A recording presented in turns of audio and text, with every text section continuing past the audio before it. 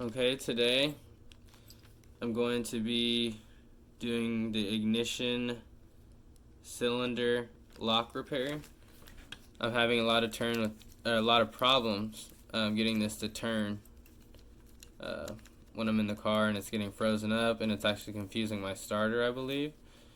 So I'm going to be removing what you call, I don't even know what it's called, but it's some kind of locking device that locks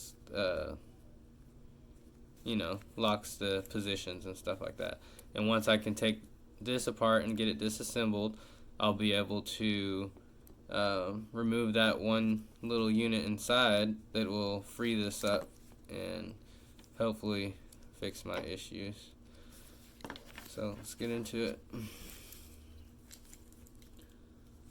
First, you're gonna make sure you kind of have an assortment of picks, punches, and stuff like that. And I have a dish to keep up with all my little pieces. And you're also going to want a bag because this is spring loaded, and there's little pieces that will go flying if you don't have this bag. Let's go.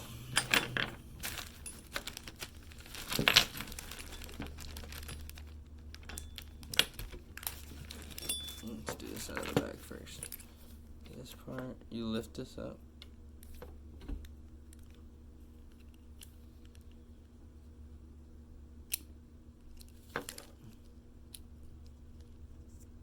Slide this.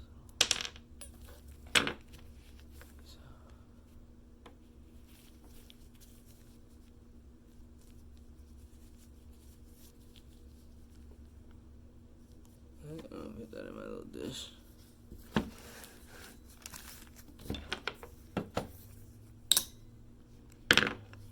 This is the dangerous part.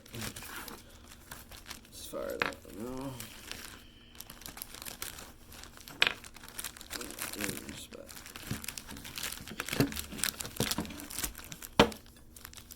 You don't want to lose the little ball inside, the little bearing ball inside the unit. You might be in some deep trouble.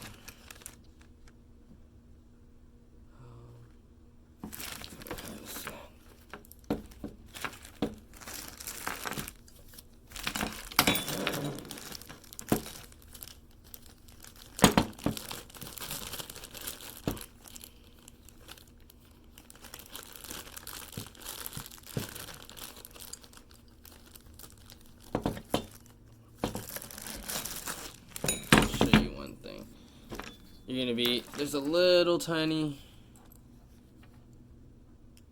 hole right here. Anyway, there's a little bitty hole on the side of that thing right there. And once you push that in, it's gonna go flying. That's why I have the bag.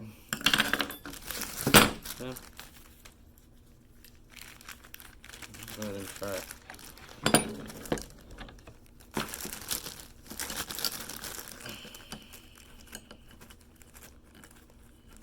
And I have to put it back together. It's the other scary part. Let's go.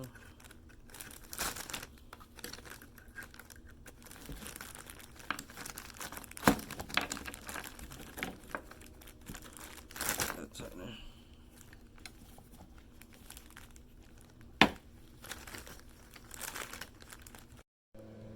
Okay, I really had a lot of problems getting that little ball out. There's a little ball. I'm not even able to see it here. Anyways, this little ball. This tiny little ball was not coming out at all. And I had to do a lot of things. I had to hold one of these with my teeth while trying to turn this. And it's spring loaded, and I barely caught the ball from flying across my house. And then once you have this part out, this whole, I gotta dig this little spring out. Oh man, I was there for like 30 minutes doing that. It shouldn't have taken that long. You see that spring? the ball sits on top of my spring. The spring wasn't working right, so it wasn't pushing the ball down, and I had to hold something with my teeth and come in from the side over here with like 2 picks. It was just ridiculous. Most people hopefully wouldn't have that problem.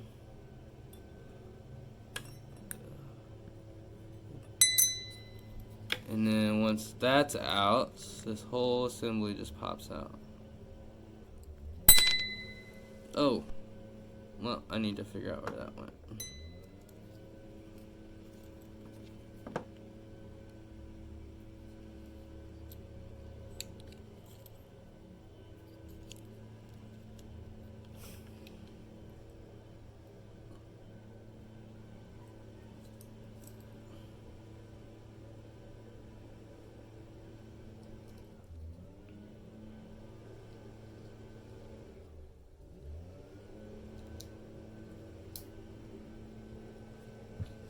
I think it fit right back up in here.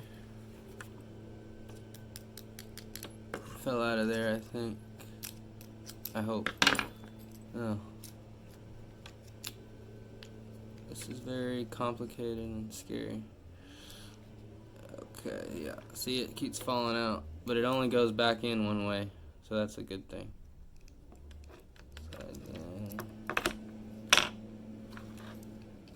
Oh, that's a hold your key in, I guess. Oh! Alright, anyways. I would keep it upright, keep it all together. Now what I gotta get out is...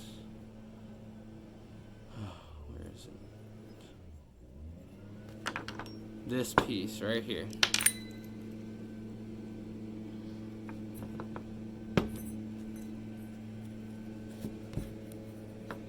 See, it's falling out. I'm just gonna leave it. No. Okay. I don't like it rolling around. Anyways, here we go. This is the little bracket that we're fighting to get out now.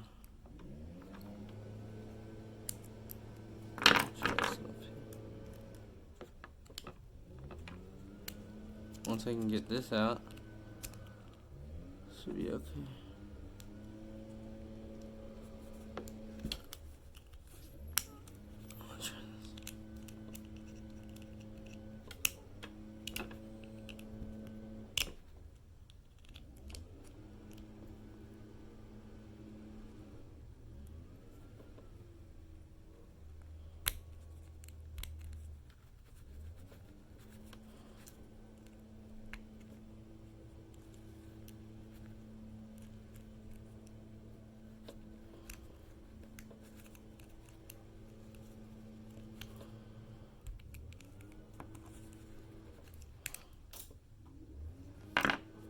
Well, that piece just hit me in the face, so I hope I don't need that again. Anyways, there we go. So that is right here. Chunks of metal are just flying out. This is not good.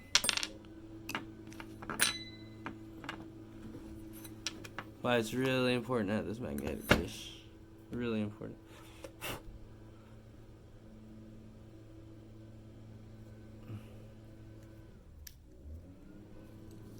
I think I successfully removed what I wanted to remove.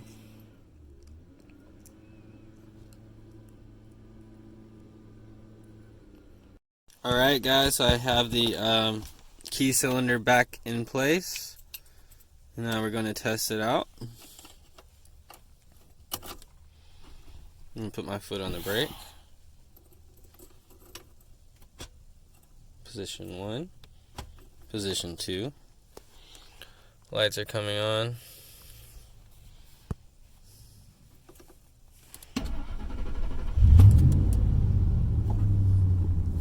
And it starts right up. Thanks guys.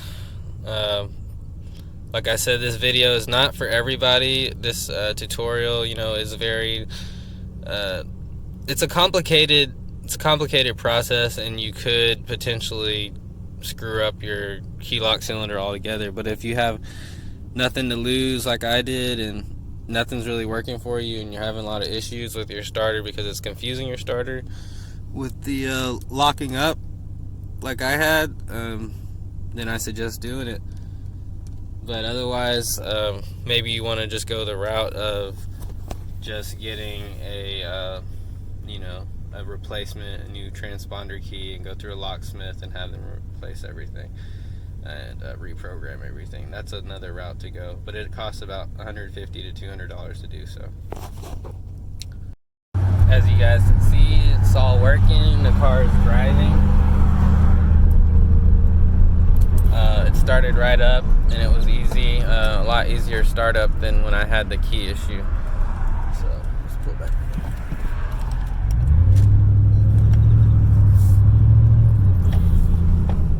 I think that wraps it up today. Keys are working. Everything's working. It's a good idea to check everything and bag up those spare parts in case you ever need them later. But I'm signing off, guys. Please hit subscribe, like. Thank you.